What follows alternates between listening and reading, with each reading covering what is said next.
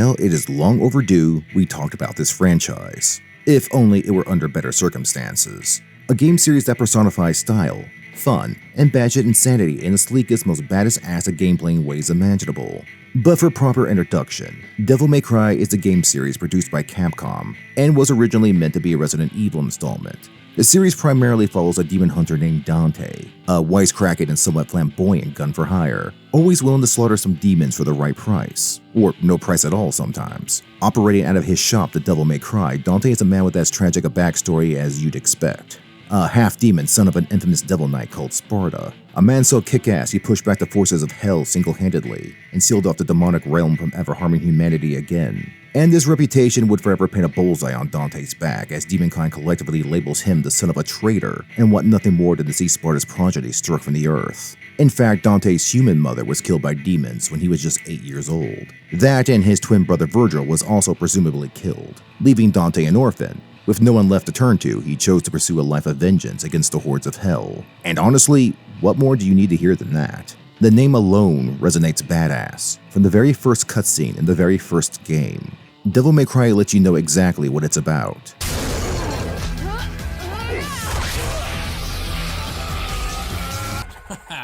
Time to go to work, guys.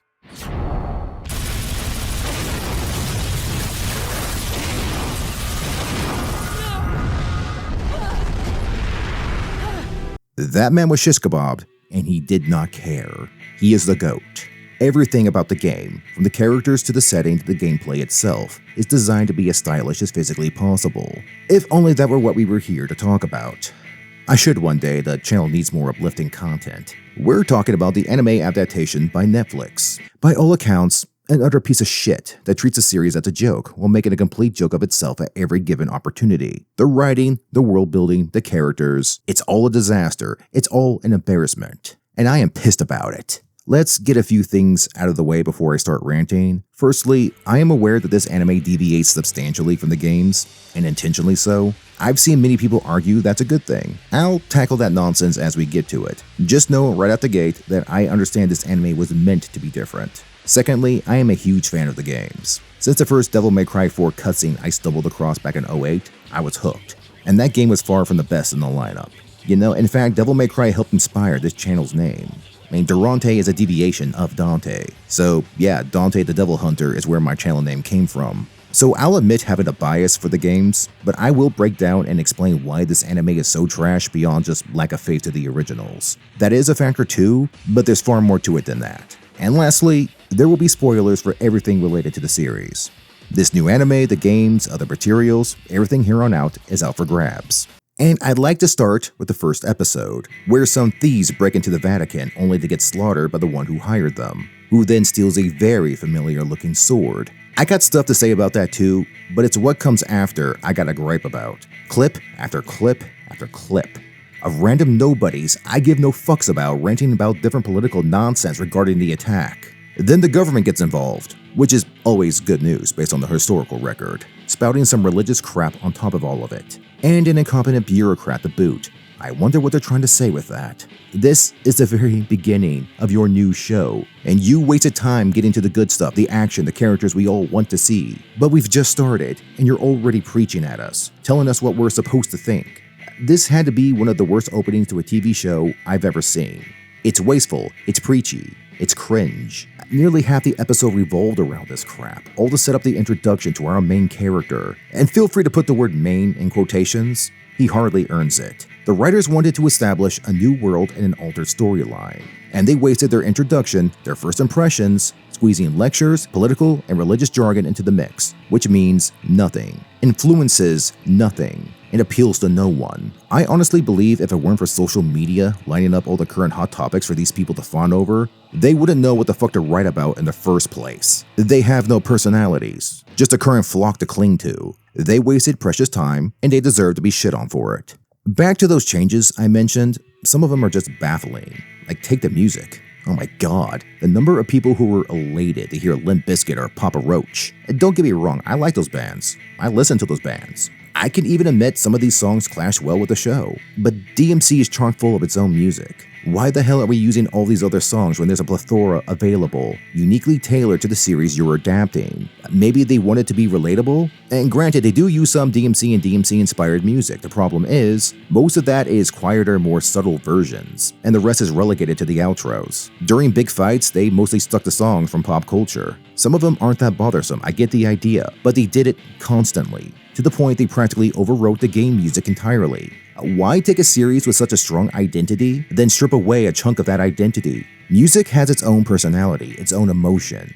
Devils Never Cry is a classic, doubly so for those who have played the games and understand the deeper meaning behind it. Bury the Light, Virgil's song from DMC5? Yeah, we hear a little bit of that in the anime, but it's mostly nostalgia bait tacked on at the end of the season. None of this is flattering the series they're actively leeching off of with this show. And it isn't just the music. Let me be upfront, this show boasted going in a different direction, different world, timeline, the hell ever you want to call it, but they end up mimicking the original material. The show lightly follows the plot of DMC3, plus some shavings from the prequel manga. If they really wanted to do something different, why still follow the games this closely? I can guess why. Deviating too much would dissuade longtime fans, just look at the 2013 reboot. And too much commitment to the originals takes away from what the writers wanted to do. This may be called a compromise, I call it cheap, but that may just be me. The real problem, though, is that while they mimicked many of the plot points from the originals, the changes they did make prevent many of those elements from working. Sparta is a great example. They butchered him in this show. Originally, Sparta rebelled against demonkind and sealed off their world from ours,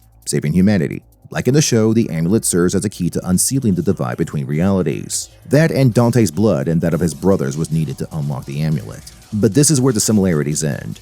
The show has Sparta's sword as a lock to the seal, and that creates some problems because the sword was just sitting here in a museum in a room guarded by Italian assholes with halberds. This sword is one of the most important relics to humanity's survival, and you have what amounts to fucking pikemen keeping it safe. The sword was so exposed, a small team of thieves were able to access that room. The lock to hell itself was stolen with very little effort. What the hell was Sparta thinking?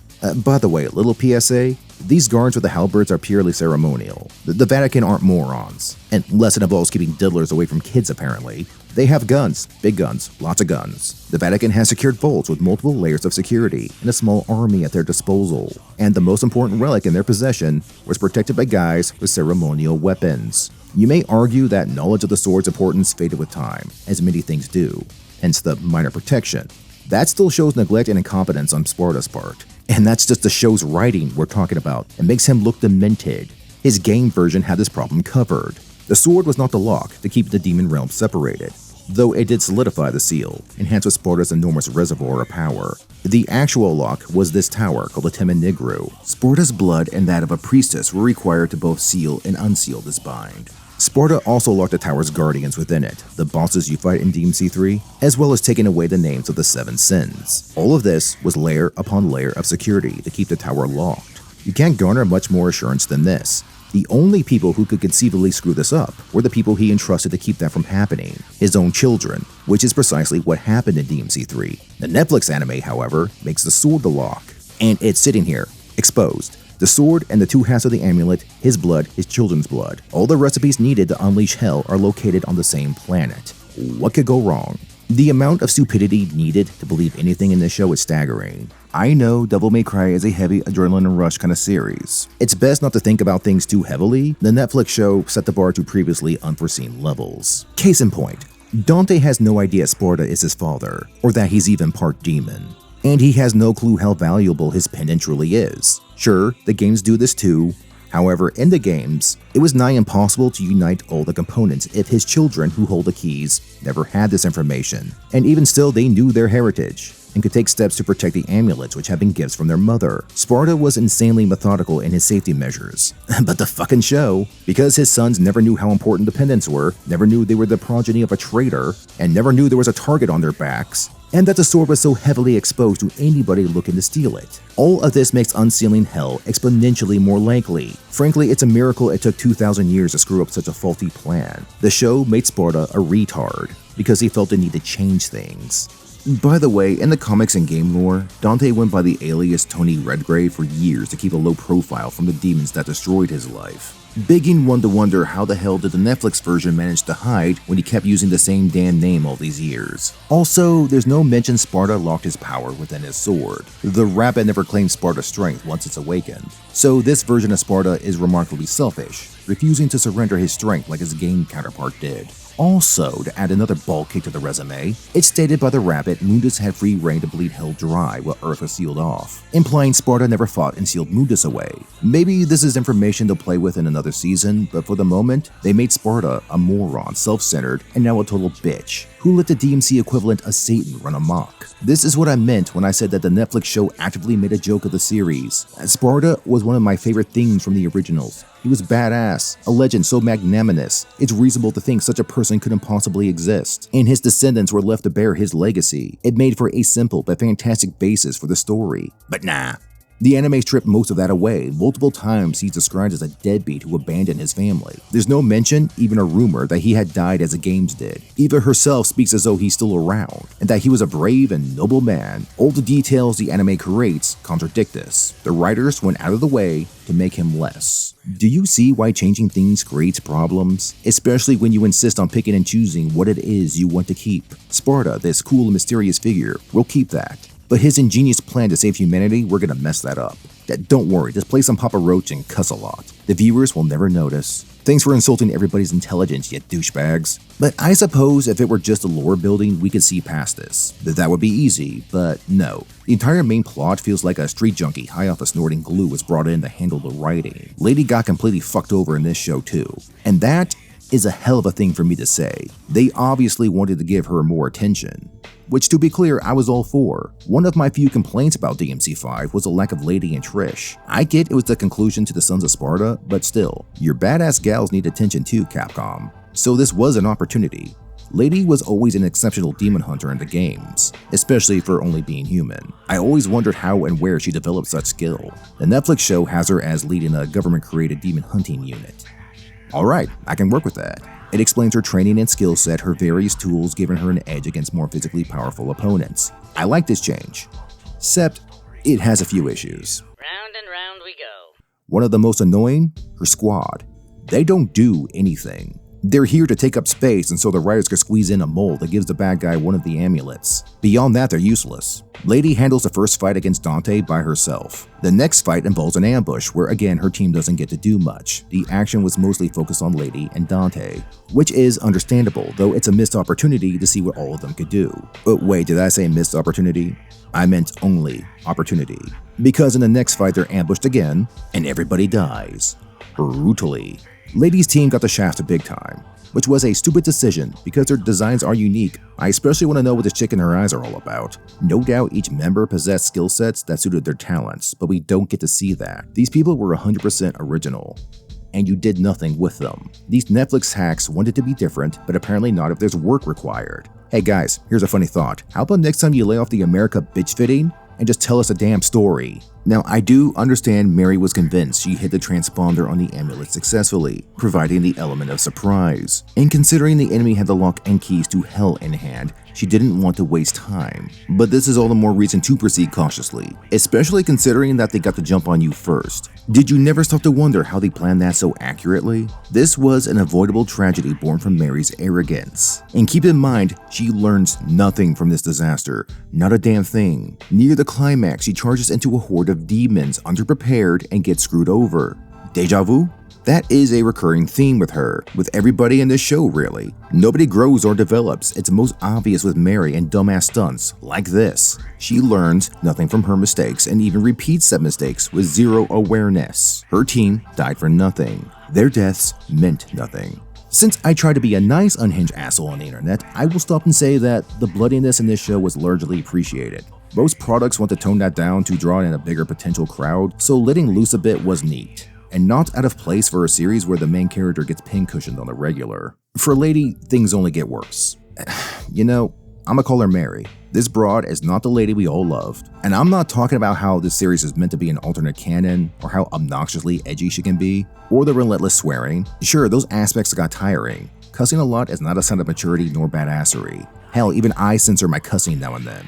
But on their own, I could have gotten past them. but my god, the writing misses the mark consistently. Firstly, she's called Lady in the games because she denies her past, including the birth name her shitbag of a father gave her. Dante calls her Lady because she doesn't use her given name. By the end of DMC3, she adopts a new identity as Lady because of Dante's influence, just as she inspires the name for his business, the name of the hot damn series. The Netflix version has him keep calling her Lady because it's what cool guys do apparently.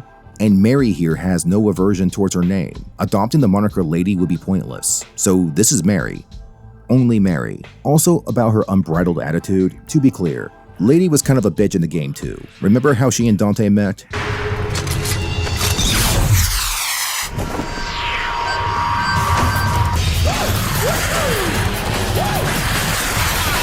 Yeah. And she didn't know for sure if he was a demon or not. She probably didn't care. And when they next meet and Dante saves her life, how does she thank him? Bitch! Yeah, super moody. I'm not annoyed that Mary here identifies as a twat in her bio. How Dante responds to it is what drove me insane. Because time after time, no matter what Mary does, he's casual with her. Friendly, even, despite everything she does. Stealing his mother's pendant alone should have made Dante hostile towards her. It's obvious the necklace was important to him, and yet he keeps playing nice. After he's tricked, shocked, abused, shot, imprisoned against his will, and one of those times he had to rush to save her from her own stupid-ass decisions. He never gives her shit for anything. Not even, for example, the fact that he nearly caught up with a rabbit right as the explosive she planted in his neck went off. Obviously, the antagonist was banking on this, but it still traces back to Mary, and it's never thrown back in her face no matter how much of an arrogant twat she acts like. And after all that, he talks about them going into business together, as if anything she's done would make them buddies. I'm also not thrilled that this makes it sound as though they're not going to incorporate Trish into the story. I'm not okay with that. In the Madhouse anime, these two had a whole episode duking it out. Two gorgeous women kicking ass against one another. God bless America! Okay, see? That's how you're supposed to use that phrase, you douche. Not to mention, Mary royally screws Dante in the finale in ways that makes any attempt at reconciliation impossible. And I do mean impossible. What she does to him is unforgivable. This version of Dante has no spine. He takes the abuse and treats her akin to royalty more often than not. The game version wasn't so polite. Despite shooting at him multiple times, Dante never tries to hurt Lady. But he does bail on her when she keeps acting cold towards him. Even tells her off a few times. Here I am trying to help you, and you show your thanks by shooting me? Because I make it a point not to go out with women who shoot me in the head. Now compare this to the Netflix version. What about burn me alive? Inject a bomb in me somewhere. Trick me into holding a grenade that blows up in my hand. Oh my, how chummy. They allow this man no grit. None. Everything Mary does deserves to be criticized, and the writers refuse to. Repeatedly. And the inconsistencies only make her worse. Mary jumps back and forth from being a smart, strategic operative to acting reckless and clumsy in situations she should know better. Her whole team getting slaughtered was just one example. I get her reasoning, but the enemy has proven to be well prepared. Running right in shows extreme incompetence on her part. And her entire team paid the price for it. It was all her fault. A little recon and some air support could have prevented this. It's dumber when you look back at other moments. Like her fight with Dante where she secures him and the amulet. She showed cunning and ingenuity, aspects that are missing whenever the plot needs them to be. Fast forward to the climax. The rabbit prick wants Dante to come after him, who was more than willing to oblige by the way. So of course, Mary shoots him in the leg and locks him up. I swear they made Dante such a bitch in this show. So this dumb broad decides to take on a small army of enhanced demons by herself, with limited resources and zero backup. Guess how that went? Yeah, she would have died if Dante hadn't magically broken out of containment and caught up to her. A prison he tried breaking out of before, to zero effect. Mary's reasoning for all of this is because if the baddie gets Dante's blood, then hell breaks loose. So she shoots the key to hell on Earth and locks him in a location where anybody can get to him if she screws up. And she screws up. If Dante had been too injured to escape his containment, Mary would have single-handedly doomed humanity, all because her ego convinced her she was the shit. A smart writer would have her character grow, realize she's outmatched, and there's nobody else to depend on. She and Dante would work together to get the one-up on the enemy. They could use that handy hologram tech she tricked him with in episode 2. But no, they chose to double down on her stupid-ass decisions, leading to another very avoidable screw-up. Now you'd think after getting all your friends killed, something that traumatic would have farther-reaching consequences, making one more humble and wary of their choices. What is character development after all? Speaking of, her so-called growth in the show was a hell of a lot worse, like borderline insulting. To explain the original first for context, Lady in DMC3 is tracking down her father Arkham, who killed her mother in a ritual to gain demonic power. Dante and her clash several times throughout the game. Her anger towards her father makes Lady blind. She despises Dante for being part demon even though he never does anything to harm her. Throughout the game, their encounters push Lady to confront her issues, come to terms with the pain, the loss, and she teaches Dante too about the importance of responsibility and family. Something Dante would rather not think about as he clashes with his brother. It's only after Lady and Dante have their final bout and he wins that she relents, allowing him to clean up the mess. He swears to do right by her. Then there's the end of the game. She sees Dante crying over losing Virgil, something she would never expect a demon to do. Yet after everything that's happened, she doesn't seem too surprised, and even offers words of comfort that would become downright legendary. Maybe somewhere out there even a devil may cry when he loses a loved one. Don't you think? And we have a franchise. They agreed to work towards eliminating demons, the bad ones. Lady acknowledges that humans are just as capable of evil and that some demons are capable of compassion. You see, her perspective changes with her experiences throughout the story. She grows steadily, matures, develops. The anime does all this in one conversation, with a random demon, not even Dante. That is how Mary, not Lady, learns that not all demons are assholes and that humans can kinda suck ass sometimes. That's what they did. I'm sorry, do people genuinely believe that this show was made by fans of the games? Because everything they did with this character, this direction, is objectively worse than what it's based on. So Mary is trapped in this building, being hunted down, and she finds a random apartment to hide in. After some begging, they allow her in. It's only while hiding that she realizes the family in this rundown apartment were in fact demons as well. Quick interlude. She's hiding in storage lockers in the same room this demon schmuck is searching, and the moron never got the idea to check said lockers, despite having enough room to hide a full-grown adult woman. Nice to know the villains are just as demented as everybody else. We're all about equality here. Yes, and while we're on the subject, the number of times she should have died is absolutely staggering.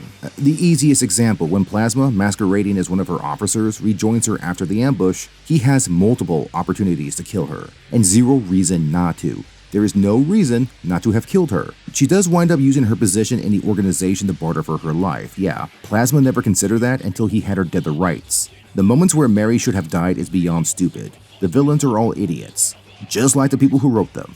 Back to this scene, Mary snaps and she's prepared to shoot them once the big bad leaves. Yet here, the man exposits their problems. Hell is a wasteland. And yeah, I know they give their own name for it, but I don't care.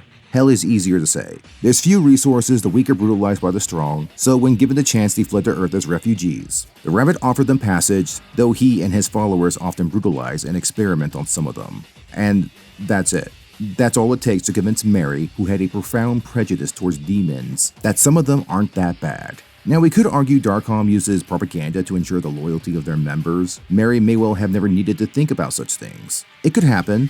Then again, any propaganda that can be dissuaded by the bare minimum information to the contrary probably would never work on you in the first place. I mean, Dante has his own sad backstory and Mary couldn't give a rat's ass less. So why did this rando convince her with no evidence to support them beyond they hid her from her pursuers? She believes them and it changes her perspective completely. With all the twists that had happened, this could easily be another ruse. Instead, Mary agrees to relocate them somewhere safe to protect them. It took an entire game of struggle and heartache for Lady to learn the world is more complicated than she thought. The anime crammed this major development into a quick conversation with a nameless character. I ask again, what is character development? With all the extra time they invested in her, this was the best they could do? These aren't just the ramblings of a game purist, people. This is objectively stupid and lazy. It completely contradicts everything else the character has done thus far. Nothing that happened in this crammed little apartment should have such a profound impact, but it's treated as a pivotal moment. This is cheap shit being sold as top quality material. Oh shit, I forgot to mention. Arkham was also in the show. You remember him, a major antagonist from DMC3? Arguably the best game in the series? This guy was a Machiavellian schemer who pitted Virgil and Dante against one another until they had worn themselves out. Then he made his move to steal Sparta's power for himself.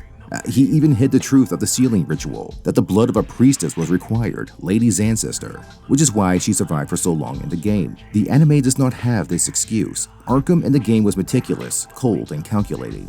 Vicious as any demon despite being born human. The Netflix show invested all of 5 minutes into him. His family was attacked by a demon, stood there petrified like a coward. He began obsessing over demonology and eventually injects himself with something, I don't know, demon jizz? Transforms into a mindless monster that slaughters his wife, then turns on Mary, and then dies by knocking over a table with some candles on it and sets himself on fire. That's how Arkham dies. The Netflix writers can go fuck themselves. Arkham was a fantastic villain because he used subterfuge to best far more powerful enemies. And there was no trigger to justify his horrible actions. He was just a monster. Honestly, his only drawback in the end was pure hubris. He thought with Sparta's power, he'd be unstoppable. Dante and Virgil both showed him otherwise. And his actions personified the game's overarching theme that humans are just as capable of evil as demons. You might be wondering the odds that Arkham's own wife and daughter were descendants of the priestess sacrificed to seal the Tema Negro. It's made abundantly clear that Arkham sought out Mary's mother specifically because of their lineage, meaning this was always his plan to use them as pawns in his quest for godhood. He was never corrupted, nothing changed him. Arkham was always an evil son of a bitch. The anime turned him into just a bitch. I'm sure there was no ill intent there. No way writers of this caliber would derail previous villains to make their own look better, right? I mean, the new antagonists stand on their own merit, definitely. No, the villain cast isn't any better. Honestly, most of the underlings aren't even worth discussing. They've virtually no personality. Agni and Rudra were the only exception. They did make it for a fun duo, I won't deny that. Personally, I prefer their original designs. Making their heads as the pommels of their swords was a creative choice. Otherwise, the Demon Brigade just doesn't make much of an impression. The Rabbit, though, the main antagonist, this prick is just a mess.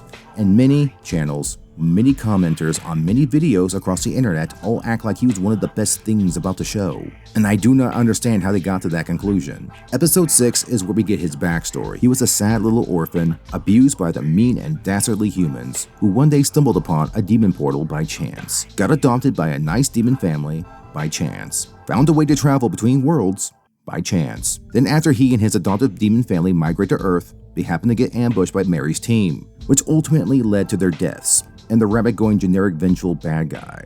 Okay. Alright. So, this sad orphan boy stumbled across a shiny rock that lets him identify the weak points connecting realities. This orphan, with no expertise in the many fields of study needed to understand interdimensional travel, MacGyvered a device to open at will portals between Earth and Hell, a method demons would absolutely be looking for in the last few thousand years. And the key was this shiny stone he found, again by chance, that anybody else could have stumbled upon and used. And it's pure dumb luck that just never happened, despite it being an extremely lucrative tool. That's what you're telling me, that's what you went with. Rick Sanchez is less bullshit than this. And that man turned himself into a pickle once. Funniest shit I ever saw. This is the main bad we got while Arkham got the shaft. Just think about that. Also, this guy wants to re-merge the world so that sad, innocent demons can have a nicer place to live. Because demons are victims in this universe, and we need to be compassionate about that. Yes, the games also stress that not all demons are malicious, but that's more of an exception than the rule. Theirs is a world ruled by might and viciousness alone. Now, showing that weaker demons who serve no purpose in combat thus hold zero value to the hierarchy, and how that leaves them oppressed by Mundus and his cohorts, that's not a bad angle. Exploring the intricacies of the underworld is something the games never invested much time in, as you might expect from a Netflix show. They botched the concept on every level imaginable. So, stupid story short, but still stupid. After the rabbit's demon family was massacred by Mary's team, and a giant fuck-off demon that was already chasing them, the story tried real hard to steer away from that fact. He was the sole survivor, began transfusing demon blood to keep himself from succumbing to his wounds, and now he's gathered a team of demons to take down the demon hunter agency that killed his family, undo Sparta's seal to remerge the worlds, allowing all the innocent and misunderstood demons to cross over. Let's not ignore the fact that when he does do this, in episode 8, the large violent demons cross over too, something he admitted would happen, ignorant of the fallout such a decision will make for those he calls his own kind. So, this plan to save all the good demons involves importing the bad ones, ensuring that all the innocent ones will still be butchered and oppressed. You know, the powerful step on the little guy in the human world too. But hey, I suppose we all have Wi-Fi now. Small gains. This is a stupid plan, short-sighted, and moronically executed. I can guess some of the arguments defending him. His family's death drove him mad. He's not acting in the right mind. He's insane, and it's understandable given everything that happened. And now he wants the equally evil humans to pay for what they've done. Bullshit. There are plenty of ways to dispel this argument, but let me point out just one flaw for the sake of time. These demon folk were suffering under Mundus and his destructive reign for millennia. They were hunted like animals and lived miserable lives in a toxic environment. None of this was humanity's fault, by the way. This is strictly other demons being total shitbags. Yet, it's only after his family was slaughtered by humans that this sad orphan decided revenge was the proper recourse. Not against the demons who oppressed his family all his life and going back many generations. He probably saw friends and family die over the years to attacks just like this one. The demon lords destroyed their home, left them to scratch a living out of the decay. They get a pass on this. The rabbit spends more time bitching about Sparta than the actual demons who did the oppressing. He shit-talks America more than Mundus. The writers were so fixated on their narrative that the humans who killed some of the rabbit's family, only some. Because remember, again, a giant freaking demon was chasing them through the portal, and it killed more of the refugees before Mary's team even got involved. What's your revenge plot with that? With Mundus, with the various demon lords who have caused you torment since long before this tragedy ever transpired. Why did this lust for vengeance not start until humanity was involved, when the oppressors of demonkind have done far more harm for far longer? Do you understand how forced this plot is when you stop to think things through? He had a bullshit portal device that let his family relocate wherever they wished, and he developed a transfusion device that let the man Hulk out to the point he could overpower multiple attack choppers, and Mary, and freaking Dante, which is another contrived tool. Tony Stark has nothing on this Alice in Wonderland cosplayer. The portal device was insane on its own. Now he can fuse the blood of low-level demons and get bulky as hell. I'm sure there's caveats to methods like this, but let's be honest, it's effective.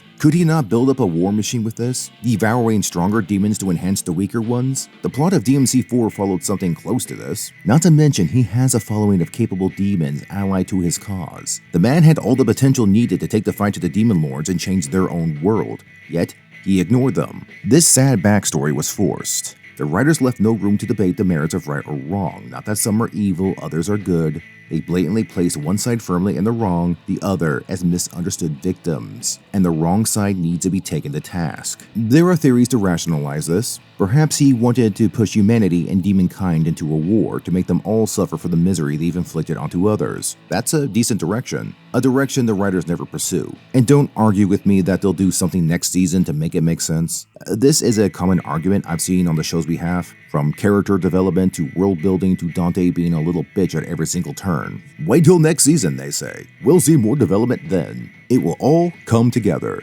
Don't misunderstand me. Future investment is good, but it's not a substitute for giving nothing in the present. And we got nothing in the present. Not the character growth that made Lady one of my favorite badass gals in all of gaming. Instead, we got an edgy bitch tit who learns nothing no matter how many red flags are waved at her. We didn't get the unbridled charisma Dante is known for. This argument demands for us to wait and see more, when in truth, we got virtually nothing. This was supposed to be a complete story with the promise of more later, not a half story with the promise to give the rest later. Mary learns nothing, Dante excels at nothing, the bad guys are stupid, the themes of right and wrong are backwards as fuck. Nothing adds up, as we've seen, as we'll see further. I ain't done yet. And for the record, the Capcom series never relied on wait until the next game to sell us on the franchise. I expect the same from Netflix. Stop rewarding cheap shit. Wow, look who's getting picky. Yeah, beggars can't be choosers. I can admit that some of the rabbit story is plausible. That he stumbled by chance into a portal. Sure. Found a nice demon family that took him in, despite their abject poverty making such a choice a potential life and death decision. Less likely, but okay, not everybody is a prick. Then finding a shiny rock by chance that lets him influence the fabric of reality, and building a device that lets him do so with relative ease. In a world largely devoid of technologies he could use to build such a device. Yeah, that's pushing things to the extreme. Even him snapping at humanity over his family's deaths. On its own, I can understand. They had escaped, they were free from the monsters, only to learn the so-called paradise they fled to has its own devils. With nobody left, nowhere to go, he loses his mind. This is also plausible. Do you see the pattern yet? The problem stems not from the likelihood of any one plot point, but from the fact that when you start stacking one unlikely scenario on top of another, the odds of events happening in these exact ways, garnering these exact results, these exact outcomes, it forces you to spread your suspension of disbelief so thin that the slightest pressure will break through the narrative. Between the interdimensional rock, which, fuck that term, and him only going crazy after the humans could be blamed for the tragedy, again he bitches about Sparta and humans more than Mundus. That's not a good sign however you try and stretch it. Then his blood blood infusion device that lets consuming a low-level demon turn you into a rampant powerhouse. Exactly how much bullshit do we need to buy to believe your story? Cause I think we're well past the threshold. And this is just his backstory, his motivation. The plot does the rabbit no favors, primarily during the climax, which relied on tremendous fortune on his part and profound stupidity from our heroes. Yeah, heard that right. Our final fight required both luck and stupidity to occur. If anybody in the show had a brain, it never would have happened. Because the rabbit was beaten, Dante gets the amulet back, after an ominous warning that turned out to have absolutely no weight behind it. I gave you the chance to end this. I want you to remember that. When what will happen next happens. The rabbit plummets into the river and nobody goes after him to get the sword, or to make sure he's dead. This guy had multiple tricks up his sleeve. He leaves you with an ominous warning, and neither of you, including the superpowered half-demon, jump after him to secure the Force Edge. You know, when the VP chews out Mary over this, I know we're meant to hate the guy, very clearly, yet the writers made their protagonist so moronic, you're forced to agree with the prick. This was stupid, unnecessary, and it ended badly, like every other dumbass decision this show makes. You know, Arkham didn't need this handicap to enact his evil plans. If only Netflix could get on the same level as a 20-year-old video game! Then, one of the rabbit's underlings happened to survive the fight, undetected despite Darkcom units swarming the area. And he's heavily injured, unable to move much or avoid detection easily. Even with their primary focus on the river, the odds of that are nothing short of miraculous. Also, the rabbit slipped out of the river undetected as well. Wow, these government types really are shit at their jobs. So yeah, profound stupidity and equal amounts of luck, without which our climax cannot happen. It continues to mesmerize how the hell Netflix has survived this long. This wasn't part of his plan, to be clear. He didn't have anybody in waiting, a secret escape route. It was pure dumb luck that the rabbit wound up in the exact situation he needed to salvage his goal. Honestly, any form of sympathy you might have for this guy falls apart when you remember that he turned around and brutalized these refugees. He was experimenting on them, augmenting some and leaving the others to suffer and die in agony. Those remaining were terrorized into remaining complacent. These people were tools to him, not innocents in need of help, that in his desperation the rabbit turned to horrific means to get results. He did nothing in the end but replicate the cycle. Now would be a good time to mention that the producer of the show went on record saying that he identifies strongly with the White Rabbit. Yeah, make of that whatever you will. This depraved side of him may well play into the series' overall theme of humans and demons both being capable of good and evil, but because the writers overwhelmingly paint one side as the aggressor and the other side as victims of circumstance, this message is heavily distorted, and the lengths they go through to legitimize it are insane. After Mary promises to help these refugees, her boss, the vice president, gets involved and orders their immediate extermination. A brutal and horrific scene. Bit odd that he didn't keep any for interrogation. The people he's after were harboring these folks. You'd think some of them would have valuable information? I guess that was too much work. This was an overzealous attempt by the developers to paint a certain faction as monstrous barbarians. Even the rabbit and his followers weren't portrayed so egregiously. No matter how twisted their own tactics were, they were showcased as desperate, misguided, but not overtly evil on the same level the vice president was. You might not think it bizarre, he's obviously a twat. The second he started spouting religious stuff, you knew exactly what they were planning to do with this guy. Murdering innocents wasn't surprising. The reactions from the rabbit's henchmen was what had me crackling. Plasma. He witnesses the executions and is visibly appalled, labeling the humans as murderous apes. Bro, you and your boss are tormenting these people, experimenting on them as cannon fodder for your war, and you left the failed experiments to suffer, begging for death. Just rewatch this scene, the moment, the music, all meant to elicit a specific emotional response. And it glances over the fact that the man playing disgust is just as monstrous. But he isn't displayed as such. He even rigs the building to explode and goes down with it, as if in a final sacrifice to avenge the innocents. It's preposterous. This here is the issue with moral nuance that so many shows insist on playing with. It requires actual nuance. The DMC writers had a clear goal of who's allowed to be seen as evil and who you're meant to sympathize with. It's not clever writing, nor is it reflective of real life. It is cheap manipulation to make you blindly agree with whatever the screen tells you to think. Despite the rabbit's side being monsters as well, we're demanded to rationalize their actions. I've noticed this as a recurring theme lately, with modern writers taking generally evil factions and reclassifying them as innocent and even victims. Amazon did it recently with Rings of Power, trying to show the orcs as more sympathetic. It was largely ineffective and I'd say laughable. Live-action Mulan, the shape-shifting sorceress. She claims to only work with the bad guys because she's a woman, and there's no other path of relevance for her. You know, the magical shapeshifter. She's the unfortunate one, don't you know? And the anime freerun After Journey has demons too, a race of cold and violent beasts that happen to look human, but they have no emotion, no soul. Only power matters to them. And some people took to social media trying to argue that these demons must represent an underprivileged class in society. Sound familiar? It's obnoxious. We need to stop encouraging this type of thinking.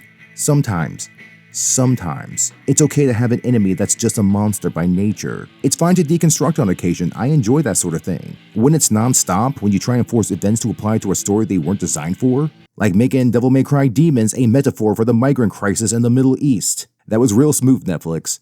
We almost didn't notice. You stay classy. We get a mind-numbing experience chock full of plot holes and inconsistencies. Hence this video essay, the horrors we inflict upon ourselves. What the writers did here spits in the face of what this franchise has always promoted. Lady said it best in DMC3. But now I realize that there are humans as evil as any devil, as well as kind and compassionate demons in this universe. Dante says something equally important in the Madhouse anime. It's about souls. Basically, here's the story, Sid. Someone like you who's let his soul rot can't measure up by just getting some power. Not to someone with a real soul. That's not how it works down here. It's the soul, the matter of the person, not the race or the creed or what god they pray to. The soul is the true value. The Netflix show does not preach this, does not show this. This isn't humans are capable of evil. This is humans are evil. I should have known you were human from the start. Your brand of pure psychotic ruthlessness? That's all humanity. The demons are victims, at least the ones the story gives attention to. If you think I'm being too presumptuous or reductionistic, the finale left absolutely no room for interpretation. The VP dickbag gets its hands on the portal device, and immediately launches an assault into the demon realm. And who do you think wound up being the bulk of the casualties? Yup. The small, weak demons were the ones blown to pieces, ran over by tanks, massacred, incarcerated. The human forces show the utmost brutality. They're not targeting just the big, scary ones, they're not focusing on major demonic strongholds, just anything they see. Small, unarmed people who were actively running away. They're bombed into oblivion with zero hesitation. And best of all, these atrocities are being committed while playing the Green Day song, American Idiot.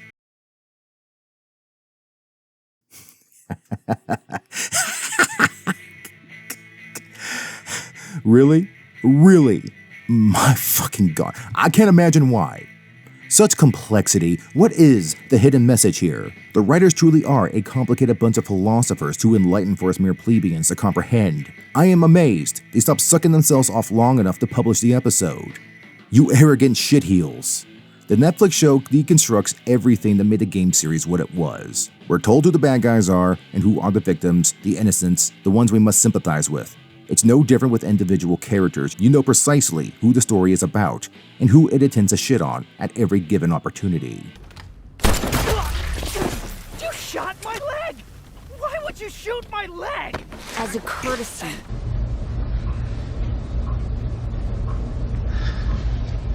Look how they massacred my boy. Hot damn, Dante. What did they do to you? I could make an hour-long video on how badly they screwed him over in this show, and there will be subsequent material on him and other topics regarding Devil May Cry, so subscribe and stay tuned if interested. But to start off, let's talk about the voice acting. Like a lot of people, I was concerned the second they announced Ruben Legden would not be returning to voice Dante. It was his performance in DMC3 that really nailed the character, and he's been the man behind the Devil Hunter ever since. I only mildly looked into it, but there was talk of some controversial opinions that forced him to the sideline, as well as the desire to go a different direction with Dante, because of course they did. I don't know what Ruben may have said to piss people off, and unless it was something exceptionally egregious, I can't pretend to care. This was just an excuse to remake the whole series in whatever image the twat producers had in mind. Given how everything else was also unnecessarily altered, I wager they wanted this from the start, one way or the other. And please don't get the wrong idea, I'm not bashing Johnny Young Bosch who took over the character. He's a fantastic voice actor. I've been loving the Thousand Year Blood War arc from Bleach, so I have no hatred towards the man. I'm just saying that removing the guy who brought your character to life is not a great way to elicit support. Everything about Dante is a quick and tumultuous downslide from this point on. The show nerfed Dante to the extreme. Fights that ought to be cakewalks for him are made into struggles. Take his fight with Lady early on. She easily steals the pendant from him, when just earlier, Dante had evacuated an entire diner in the split second before a truck crashed into the place, saving everybody's life like Quicksilver from the X-Men. Yet here, he notices the necklace was taken, the cord swings right by his head, and yet he suddenly lacks reaction time to grab it. These kind of slip-ups are a recurring issue, mistakes that make no sense, decisions that are nonsensical. And of course, Dante is one-up by Mary constantly. Some of her tricks are appreciated, like disguising a grenade as the necklace. Not bad. Though I don't think we ever see that technology again. It would have come in handy, just saying. Then once he's captured, this truck manages to keep him contained. These cuffs won't break no matter how hard he struggles. Obviously, these were designed to hold demons renowned for their superior strength. But Dante is like the Doomslayer of the DMC verse. This guy can leap off of enormous towers, get shot and stabbed repeatedly, and walk it off. Fight monsters the size of skyscrapers and play them off as little more than jokes. The man personifies disrespect for his enemies. And this show disrespects him instead. He constantly struggled with these bonds and he never broke free. And please remember that the rabbit fired a single RPG and destroyed the truck. The truck Dante failed to break out of. A single rocket-propelled grenade outclassed our overpowered half-demon pro-tag. I'm sure there are assholes to excuse this. Problem is, I don't give a shit. Also, Dante does break free from one of these containers prior to the final fight. Even if you've never played the games and have no reference for what Dante should be capable of, his feats of strength are all over the damn place. That's bad writing. Nothing but bad writing. Again, I've heard the arguments. This is a different Dante from the games. They toned down his strength. We'll see the badass we all know and love eventually. Yeah, except Mary gets to be a badass. The villains get to be strong and cunning. But the overpowered main character from the games, the one person they chose to handicap, who was the last person in the series they had any business handicapping. That's retarded. And again, shows the clear bias the writers had. This is not the sort of character you hold back on. Part of Dante's allure is his utter lack of restraint, and Dante was the one who had his leash shortened to such an extent. In fact, I'm gonna say it, the action in general was not that impressive. There were some killer moments, sure, but when it comes to DMC, we have slightly higher standards than this. Now, sure, the highway chase in DMC was fun. It was probably the most engaged I got the entire season. Anybody who bitch slaps their opponents with a motorcycle gets a standing ovation from me. Those are the rules, I don't make them. Actually, I do make them, and it's a good rule. When the plane blows up and we get to watch him dart across the destroyed sections, that was pretty sweet. Dante also has some smart moves, using the dead demon's body for a makeshift weapon, and closing the portal to kill Cavalier Angelo. It was a nice touch. Though the fact he didn't break the device when breaking shit is something Dante is very good at made me roll my eyes a bit. It's as if there was a particular ending the writers wanted no matter what. Weird. I did want to give some praise for the fight in his home when the mercenaries ambush him, but this was an obvious reference to his opening fight in DMC 3. He even uses the pool table as a weapon, just like the game. Look, homage is fine, I'm not complaining about it. But the game version was more unhinged. Dante has no hesitation about killing demons. Humans are usually a different story. So while the Netflix version wasn't bad at all, it still takes second place.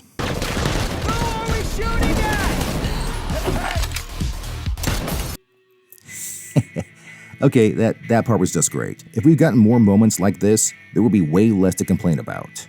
And look, this is just Dante's fights I'm talking about. Rewatch Mary's fights, and keep track of how she never seems to run out of ammo until there's an intensely emotional or high-stakes moment. Otherwise, she seems to have an infinite ammo glitch. It's pathetic how shallow much of the production was. Then there's the CG characters like the demons. It was not flattering. The difference in animation became too noticeable, and it clashes with the experience.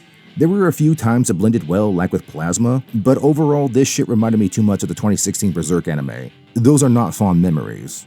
Alright, look, you got to understand. I said at the start, DMC's gameplay style is built around being stylish as fuck. Various weapons and styles to deal out crazy combos racking up that triple S rank. Well, the anime doesn't have any of that. Dante's trademark ebony and ivory pistols. He doesn't have those. Most firearms he gets break quickly due to the sheer rate Dante can pull the trigger.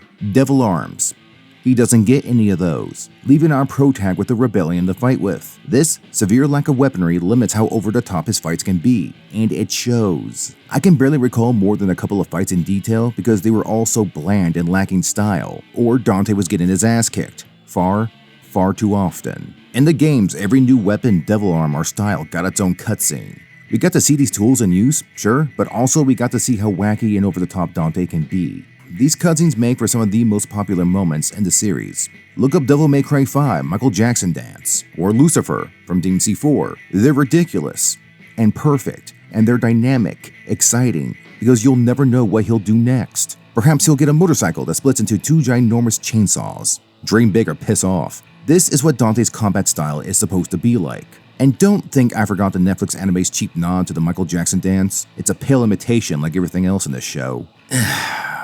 Speaking of inferior versions, the Devil Trigger scene. Yeah, we need to talk about this. I was looking forward to this part. Dante's Devil Trigger scene from DMC 3 was phenomenal for a multitude of reasons. And don't get me started on the Sin Devil Trigger, I'll be fangirling all day. But hot damn, the anime version may just be the most underwhelming scene in the whole season. Because Dante activates his devil powers after remembering a bedtime story about his father, his mommy telling him a story, and him recalling the day the demons destroyed his family. Sad and inspiring memories. That's how Dante achieves Devil Trigger. They chose the lamest, sappiest path imaginable. And considering that he didn't even know who his father was or that he was part demon until today, it's a major milestone with virtually no development behind it. It's not just lame, it's actively less. This is less than what we got in the game. See there, after he's beaten in a 1v1 with his brother, Virgil stabs Dante with his own sword. And oh yeah, the anime mocks his habit in the games of Dante getting stabbed with his own sword.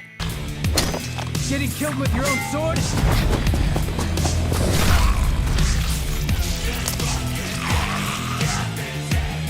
Very embarrassing.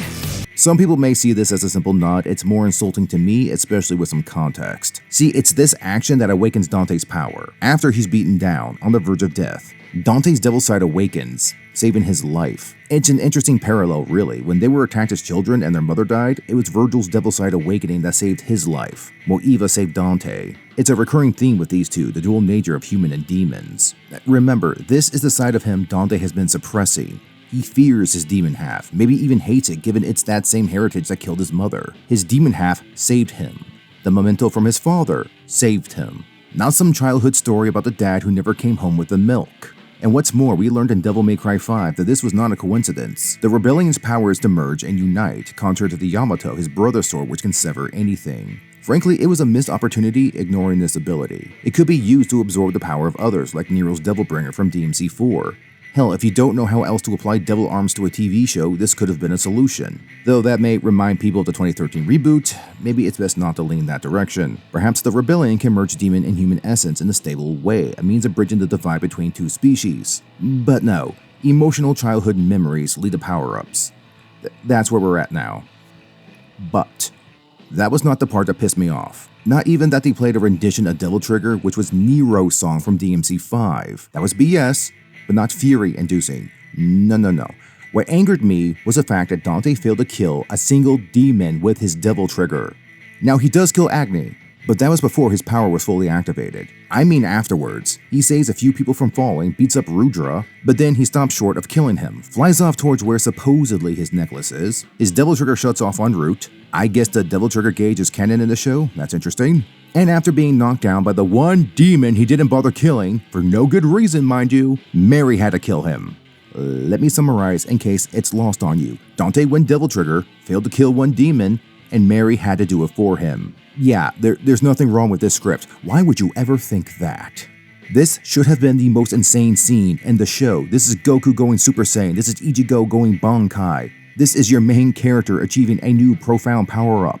And they didn't let him do shit with it. In fact, he had to be saved. This is the anime equivalent of cock blocking. Straight up. I've had this discussion in other people's videos. The big defense is he's still getting used to his new power and wasn't prepared to use it efficiently. Dude, he had Rudra pinned and bloodied. It wouldn't have taken more than a split second to finish him off. A second Dante had no reason to think he could not spare. Maybe defenders will argue he was preoccupied with getting the pendant back. Okay, he was too distracted to kill this one demon, who he had already beaten by the way, a demon who had blown up a plane with innocent people on it, and was working with a madman determined to kill more innocent people. So Dante is just incompetent. That's our counter argument. That's so much better, thank you. This scenario was contrived because the writers wanted Mary to get the kill, even though it robbed Dante of what should have been his moment. Just like the many other examples of weakness we have discussed, and the only other time he uses Devil Trigger is at the finale. And even then he had to share the victory with Mary. Our boy wasn't allowed to have anything in this show. Also, the anime makes Dante a mental moron. And I don't mean headstrong, the game version he can be very stubborn, and his younger self was doubly impulsive. I mean, he's stupid to the point he needs to wear a helmet. Making him unaware of his demonic origin was a stupid choice, we've established that. The fact that he never asked questions about these powers of his or how he can regenerate from having a shotgun go off in his chest, I'm just saying there isn't a lot of other options out there besides being a demon of some kind. It really doesn't add up. But the dumbest fucking thing, was when the rabbit bids him to travel into the underworld, and Dante accepts, all because his mother made it sound like Sparta may still be alive out there, and Dante wants to see for himself. Also Mundus, who killed his mother. Such temptation from this villain, who has tricked everybody left and right, killed scores of innocent people, and wants to merge hell with your world. Offers you a trip into said hell, and Dante doesn't see the bullshit, when everything this rabbit prick has done has been precisely bullshit. I had to pause the show just to cuss out my screen over how retarded this was. I woke my wife up. Do you know how shameful it is for a grown-ass man to explain that I woke my woman up because a cartoon fucked up my favorite video game character? A lot. And of course Dante is tricked, the air is poison. He's weakened, and that makes the final fight more of a challenge. And this was unnecessary, he gets knocked through the portal during the fight a few times. So it's the same inevitable outcome minus making your protagonist a moron in the process. Also, the rabbit could have just stuck some of his minions behind the portal to ambush him the second Dante was affected by the toxic environment, securing his blood, which was the goal. So once again, the villains are moronic here too, for no good reason. Everybody, Mary, the rabbit, Dante, they were forced to act like mental retards because the writers of the show are also mental retards who don't know how to do anything. So Dante is nerfed, his interactions with Mary make it clear he's spineless, and also he's a complete idiot. There's not much left to salvage at this point. Then there's the ending. And fuck me, this just killed it. Mary stabs Dante in the back. She betrays him. After learning Virgil is still alive and he has a new mission to find his brother, Mary paralyzes Dante and has him locked up in stasis, all because his blood is the key to unlocking hell and it's too dangerous. So she has him imprisoned by Arkham, an organization that she's already seen is capable of being infiltrated by the enemy. And Mary, of course, betrays perhaps the one man she can trust. This is how the season ends. Dante, after being nerfed and beaten time after time, he is betrayed and imprisoned by the same person who kept dunking on him non-stop. Hell's invaded by humans, demons are painted as victims. Fuck me sideways. This ending, specifically Mary screwing over Dante, well, the Netflix writer screwing over Dante if we're being honest. Everything this season was geared towards her recognizing the moral complexities of humans and demons, that her organization does not have the people's best interests at heart, and that with people like Dante in the world, there are still those she can rely on in the fight to rid the world of evil, very similar to the end of DMC3. Yet despite all the evidence pointing towards this conclusion, despite Mary kind of developing a bond with Dante, she's still another twat, but progress is progress. Despite all that, she backstabs him. And please ask yourselves, what do you want to bet that Dante is going to remain out of the action for most of Season 2? If he's back before, say, halfway through Season 2, I would be fucking amazed with the way Netflix treated him. But back to little old Mary. Let's just go down the list and see all of the things that should have dissuaded her from choosing this route. She learns demonkind are more complicated than she thought, and there are innocents on both sides worth protecting. She even dropped all her preconceptions to render aid to the demon refugees at the complex, with no evidence to corroborate their claims, I might add. That requires a lot of faith, given her career field. Then there's the fact that her organization isn't as benevolent as it claims, not least the fact that her boss openly mocked her team's very lives as fulfilling their use. For Mary, this guy is a walking massive red flag so dense, anything more would create its own gravitational pull. That and the fact that the rabbit had been dismantling and infiltrating her organization, and to date, she has no reason to not think there could be additional moles. And yet, she turns Dante, the sword, and the amulet over to them. And she argues this is the greater good. Mary. You stupid bitch! Last but not least, she now knows that Dante is a good man, someone she can trust. And given how she got her ass kicked and he had to save her, it should be obvious that he is an asset to humanity, not a threat. Someone best left to do what he does best rather than being imprisoned. She had everything needed to make the right decision, and yet Mary does not. The writers just pulled The Last Jedi of plot twists, forcing a character to go the opposite direction of their development for the sake of subverting expectations, at the expense of a sensible plot. And, like I said earlier, there's no mending this. Dante should never forgive her. He just learned he's got family out there, and Mary actively prevented him from searching for his brother. Even if she frees Dante next season, even if she helps him and Virgil reconnect, this betrayal and all the other things she's done, abused him, tortured him, screwing him over repeatedly, what else do you really think this woman deserves by now? And it's the same damn argument as everything else. Wait till next season. Next season, we'll see Mary learn from her mistakes and fix this. Next season, the Rabbit's master plan will come to fruition. Next season, Dante won't be a little bitch. Ask yourselves honestly, what the hell are they gonna do next season that's different?